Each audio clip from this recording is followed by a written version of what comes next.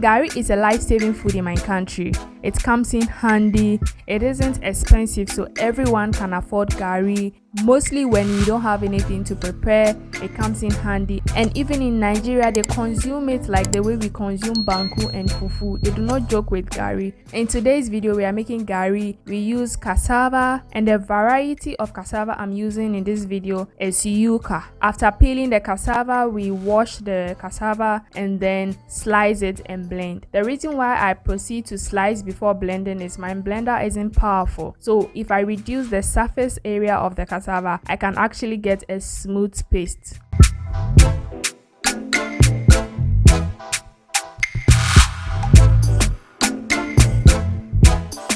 To blend the cassava, I add water. And give it a quick blend and pour it into my saucepan. The day that I prepared this gari, I did not strain out the juice. I allowed it to ferment. So it is the following day, and then I'm now straining out the milk of the cassava. Even on the first day, I could smell fermentation happening in there. So I take my sieve, my mesh cloth, and then strain out the juices. But I didn't strain out all the juice. I just strained out what I can strain and then kept it down for fermentation.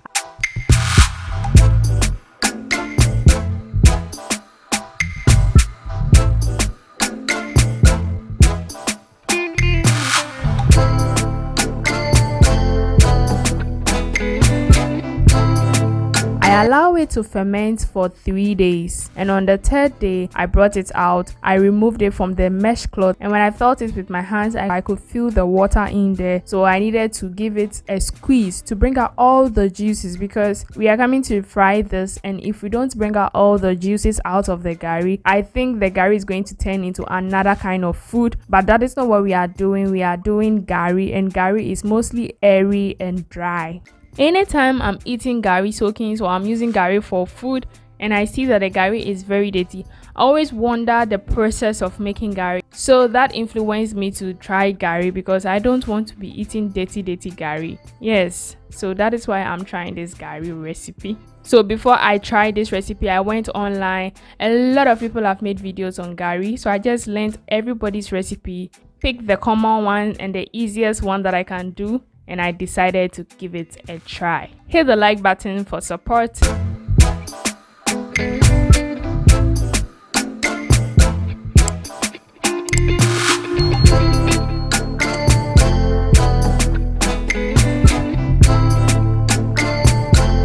So after some minutes, I'm done straining out all the water from the cassava dough. Then I proceed to pass my dough through a colander so that I can get a fluffy, airy dough, so that when I'm frying, I wouldn't get chunky balls in my gari. So basically that is what I'm doing. I'm just passing it through a colander to bring out the cassava dough in a gari form, and then proceed to fry.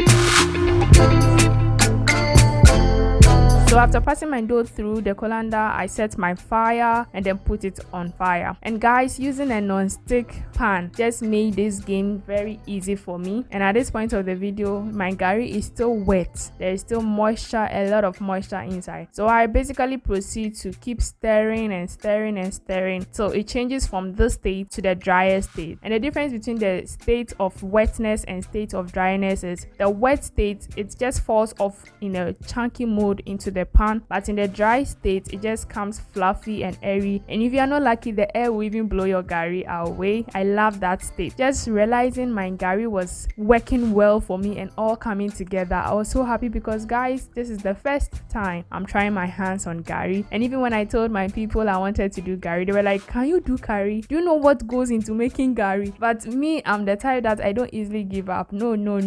If I want to do it, I'll think about it several times, but I'll still do it. And I did it, and I'm going to do this over and over again. It is neat, it is from your own ingredient, and it's quick. You can also use a pan which is not non-stick, but the base of the pan should be thick, because trust me, I tried it with a pan that was very light, and immediately I poured the dough in the pan, it started sticking underneath, and I quickly transferred it into a non-stick pan and I fell in love. I tasted it and the taste is so delicious. I didn't allow it to stay long during the fermentation process, just 3 days and I was done. I loved it and I'll keep loving this. If I'll buy gari, then maybe I don't have the time to make it in a large quantity, but for single person like me staying alone, I'll always do my gari. Comment down below, will you do your gari or you buy? So that is it for today's video. This gari came out very nice, very tasty than the ones in the market.